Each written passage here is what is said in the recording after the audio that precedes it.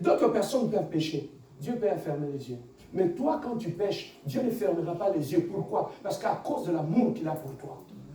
Plus il t'aime, plus il est exigeant avec toi. Voilà pourquoi ceux qui connaissent ça, il y en a d'autres péchés que toi tu peux faire. Il y en a d'autres personnes qui ne peuvent pas les faire. Pourquoi? À cause de l'amour qu'il a pour son Dieu. Il sait, je ne vais pas blesser le cœur de mon Dieu. Ça, je ne le ferai pas. Il y est décédé. Bathsheba est restée seule. David croyait avoir trouvé la solution au problème, n'est-ce pas? Son mari, qui va lui demander encore des comptes? Personne. Il est resté seul, David. Mais la Bible nous dit, Dieu a dit au prophète, Nathan, lève-toi. Va à la maison de David.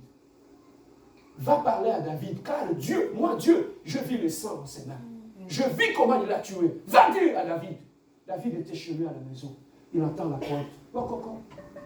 Le prophète arrive. Parce qu'à ce moment-là, en Israël, quand tu vois un prophète qui vient chez toi à la maison, on tremble. Parce que c'est Dieu qui lui a envoyé. Et il a vu Nathan est arrivé. Nathan, il a utilisé la sagesse. Il a dit, David, j'ai une question à te poser. Si un pauvre a sa bête, il en a juste un, et que le riche vient prendre la bête du pauvre, alors que le riche en a beaucoup, il vient voler ce que la pauvre avait. Est-ce que ce riche-là ne mérite pas d'être sanctionné? David dit oui! Lui, il est riche, il a tout. Mais comment il peut aller prendre quelque chose qui appartenait à un pauvre? Il mérite la mort, cette personne. David ne savait pas qu'il s'est parlé sur lui-même. Nathan a dit effectivement. Tu vois cet exemple-là, ça s'applique dans ta vie. C'est ça ce que tu as fait. Tu as tué Uri, tu as pris sa femme.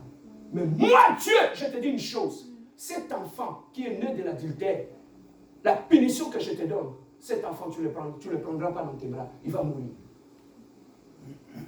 Ainsi dit l'Éternel. David, là où il était, il a enlevé les habits. Il a porté les sacs. Il a dormi par terre. Il s'est souvenu qu'il a un problème avec Dieu maintenant. Bien aimé, tu peux avoir un problème avec les hommes, tu peux t'en échapper. Mais avec Dieu, tu ne peux pas t'en échapper. David a dormi par terre. Il a commencé à supplier Dieu. Seigneur, je fais du mal. Je reconnais avoir tué quelqu'un. Pardonne, Seigneur, que cet enfant ne puisse pas mourir. Mais Dieu, il a parlé. La fille, l'enfant que Bathsheba a eu avec David est décédé dans la maison. Malgré que David avait supplié Dieu. La punition était là. La conséquence était là. David, il a enlevé ses habits.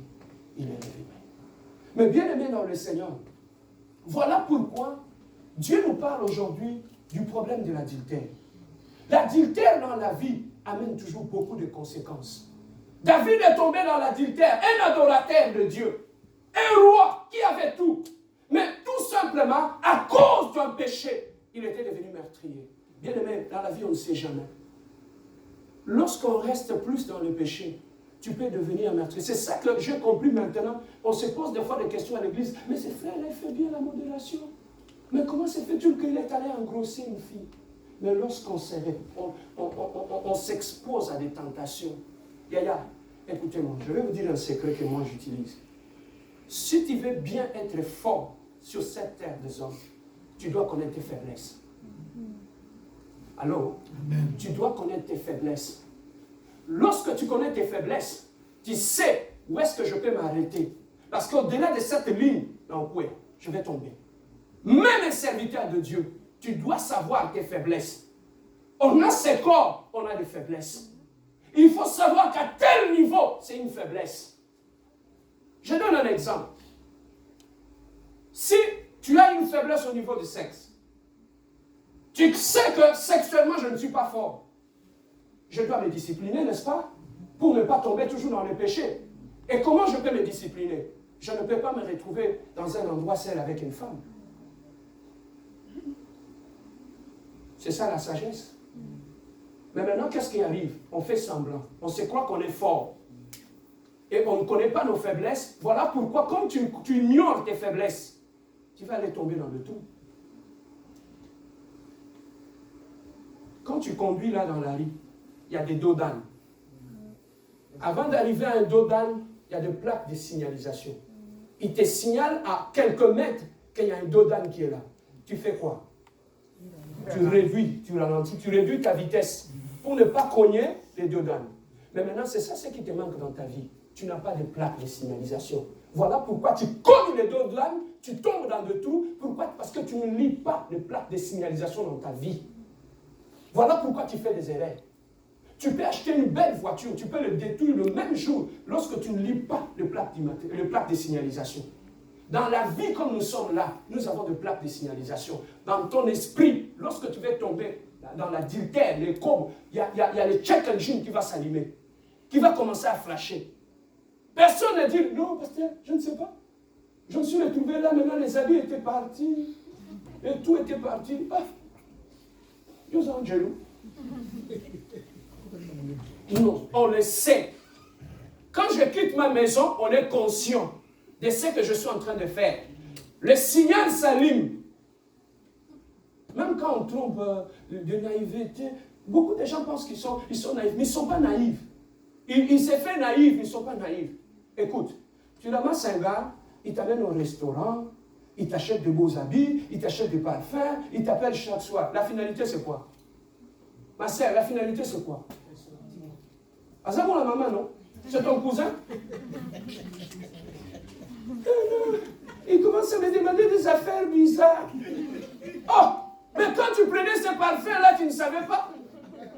On se fait naïve, papa. Ne nous faisons pas naïves. Tu sais où est-ce que ça va finir, n'est-ce pas? Il m'a acheté un iPhone 11. Même c'est que c'est un ange. L'être humain, quand il n'a pas Dieu, quand il donne la main gauche, il récupère la main droite.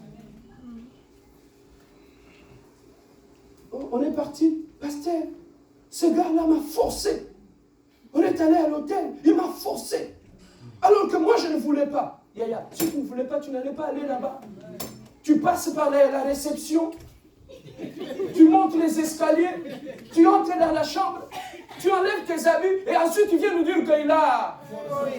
On t'a forcé? Non. Mais maintenant, quand tu partais là-bas, tu croyais que tu allais où? Aller prier? Hein? Il va te dire, ferme les yeux, on va prier.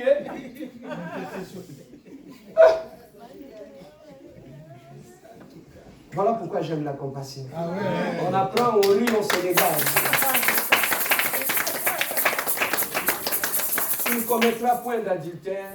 L'adultère peut causer beaucoup de problèmes, peut détruire des vies, peut détruire des familles. Nous qui sommes mariés, pour terminer, nous devons rester fidèles à nos femmes. Amen. Parce qu'un simple plaisir de 2 minutes peut détruire l'avenir de tes enfants, peut t'amener dans de meurtres. Comme David ne savait pas, il est allé coucher avec une femme, il ne savait pas que plus tard, il y aura le meurtre, il y aura Dieu, il y aura beaucoup de choses. Un simple plaisir, voilà pourquoi j'ai dit, tu peux choisir ton péché, mais tu ne peux pas choisir les conséquences qui arrivent avec ces péchés.